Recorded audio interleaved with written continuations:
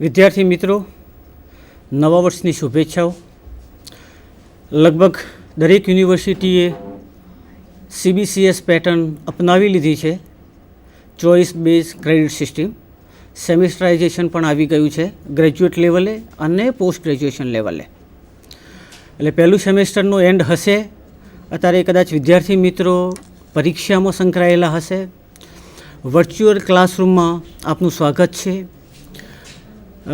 Last 18મી તારીખે જ્યારે મારું પહેલું લેક્ચર હતું ત્યારે અનિવાર્ય સંજોગોને કારણે હું અવેલેબલ નહોતો. આજે સેકન્ડ લેક્ચરની અંદર પહેલા લેક્ચરની જે ગેપ છે એ ગેપને હું હંમેશા પૂરવા પ્રયત્ન કરીશ. મારું લેક્ચર શરૂ કર્યું એ પહેલાં બાયસેક, સંધાન અને કેસીજીનો આભાર માની લઉં. મારા મેથેમેટિક્સના કોર્ડિનેટર સંજય પટેલનો પણ આભાર માની લઉં.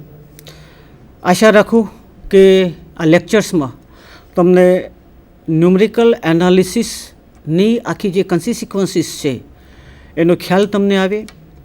તમને એમાં કોઈ ડિફિકલ્ટીઝ લાગે તો મારો મોબાઈલ નંબર અને ઈમેલ આઈડી હું પાછળ આપીશ, જેમાં મને ઇન્ટરેક્ટ કરી શકો છો.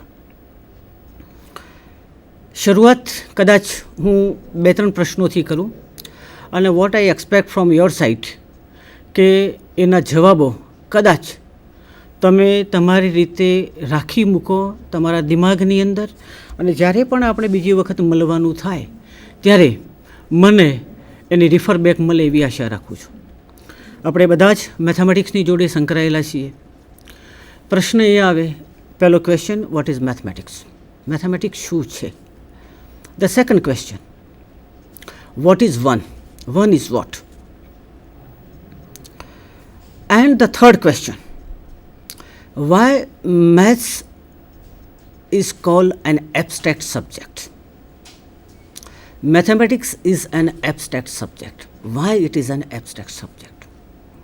These are the main 3 questions for graduate level.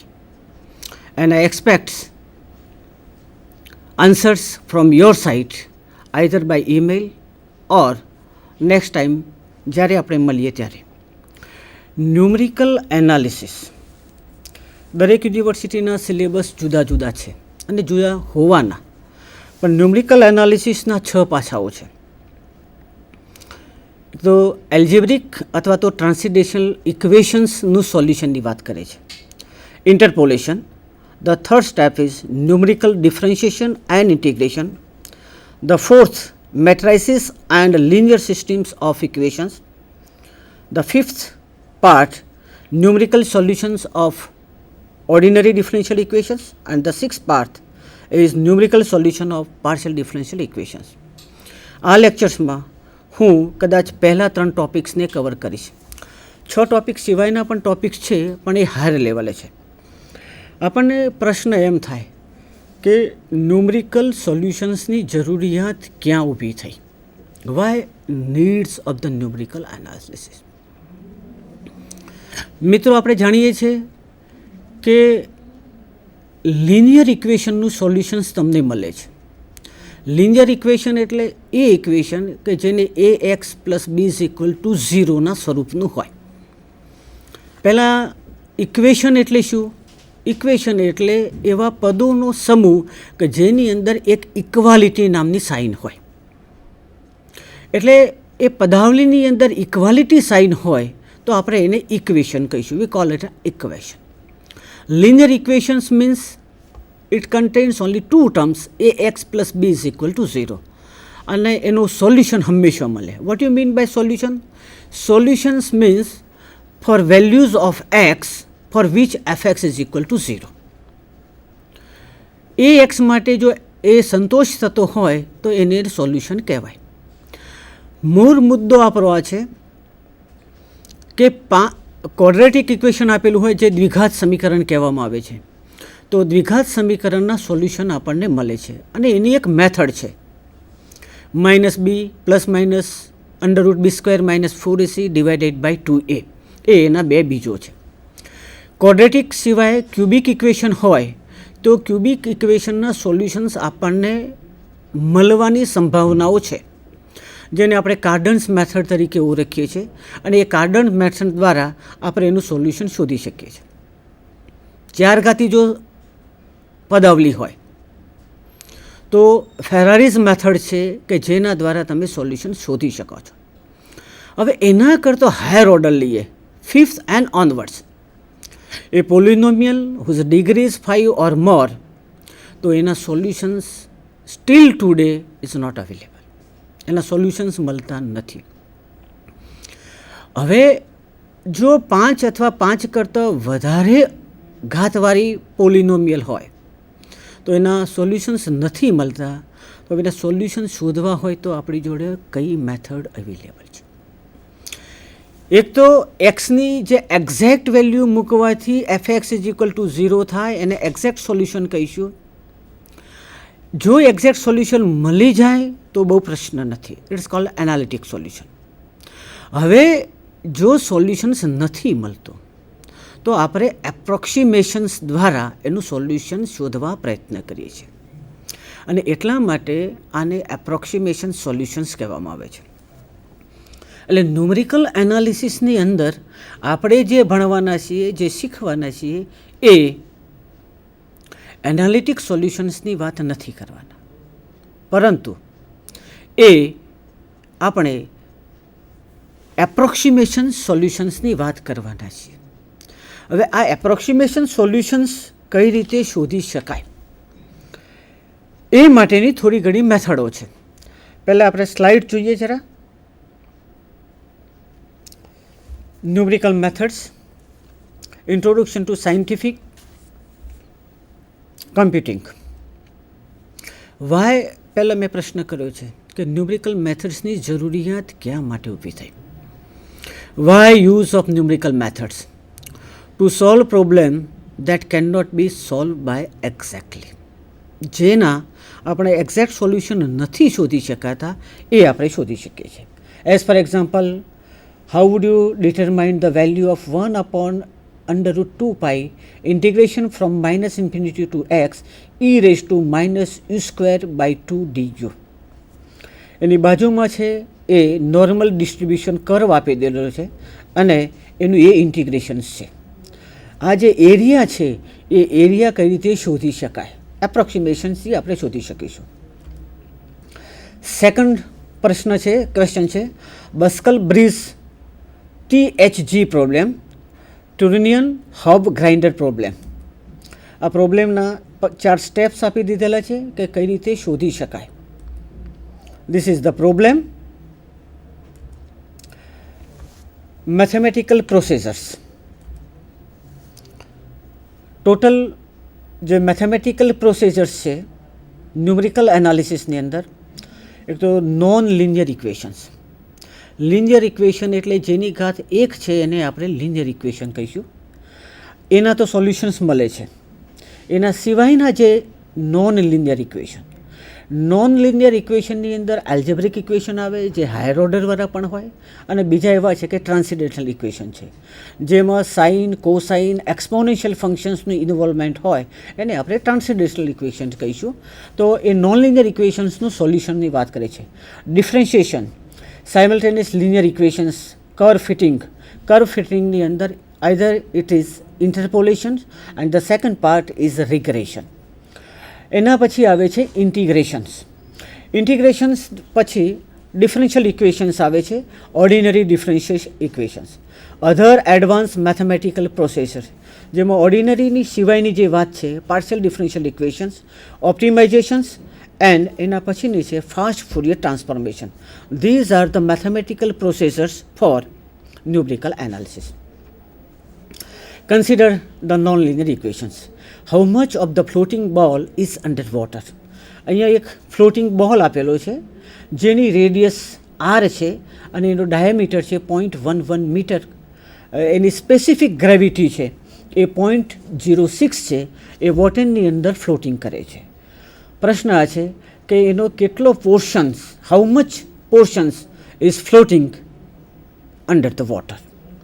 હવે એનું સમીકરણ આવું બનશે x cube minus 0.165 into x square plus 3.993 into 10 raised to minus 4 is equal to 0. This is the equations from which we can find x, and that x is the parameter which we have to determine. કેટલો floating અંદર છે એ આપણને x પેરામીટરથી શોધી શકાય. So x can be find out by the cubic equation. આનો graphs 2 dimensional ફિગરની અંદર એક્સ અને એફએક્સ જો લેવામાં આવે તો એનો ગ્રાફ આપણને આ રીતે મળશે.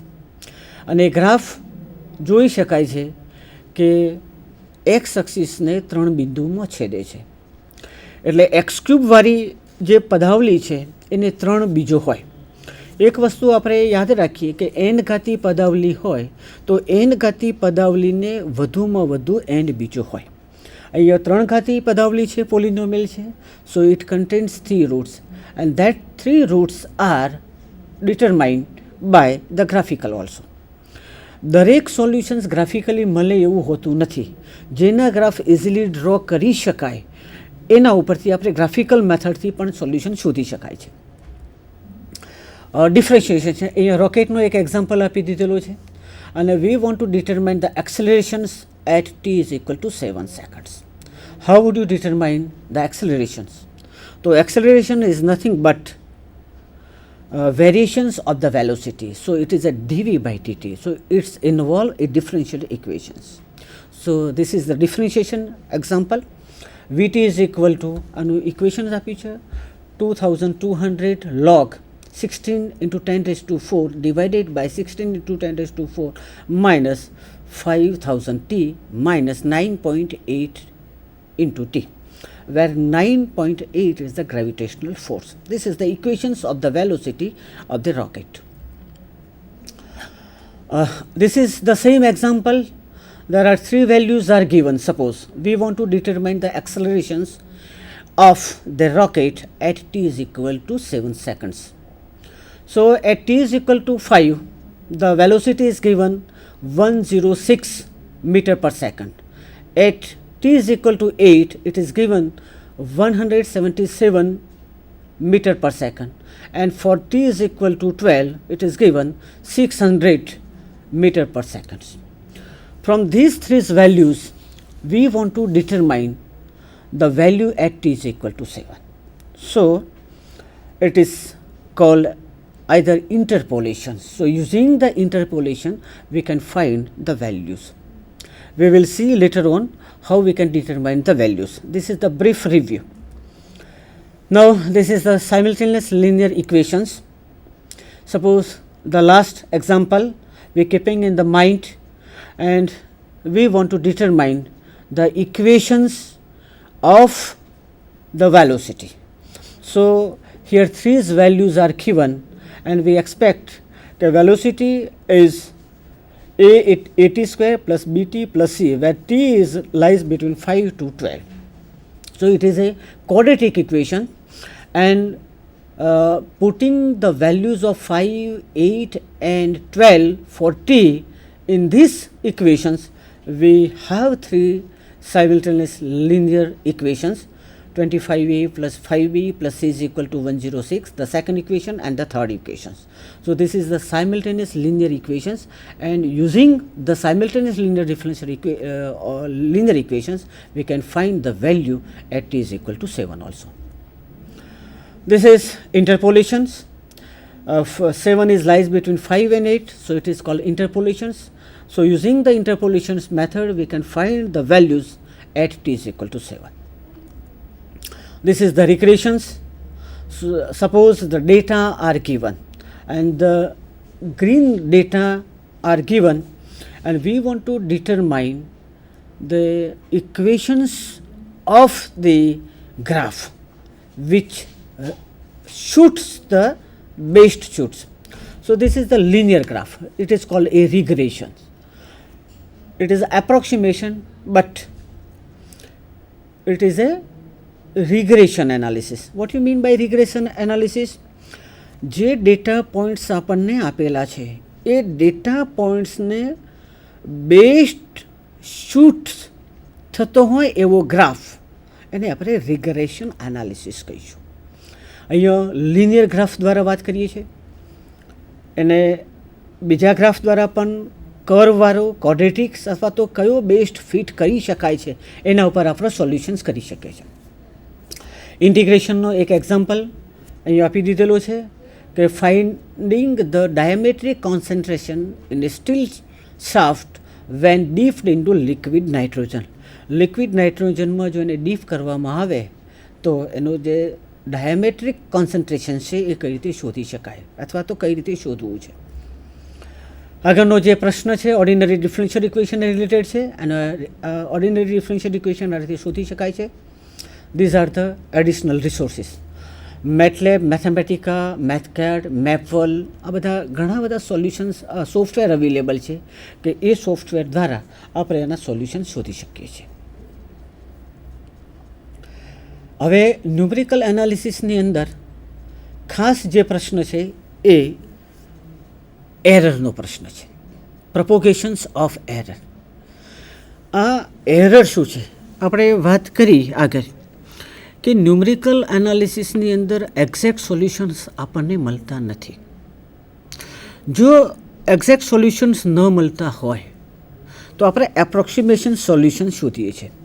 હવે જ્યારે આપણે એપ્રોક્સિમેશન સોલ્યુશન શોધવાના છીએ ત્યારે એ એપ્રોક્સિમેશન સોલ્યુશન્સ શોધતા ઓરિજિનલ અને એ બે વચ્ચે કંઈક ફરક છે, ડિફરન્સ છે. That difference is called error. A error વિશે થોડા સ્લાઇડ્સలో જોઈએ, પ્રેઝન્ટેશન જોઈએ આપણે. નાઉ પ્રોપોગેશન્સ ઓફ એરર.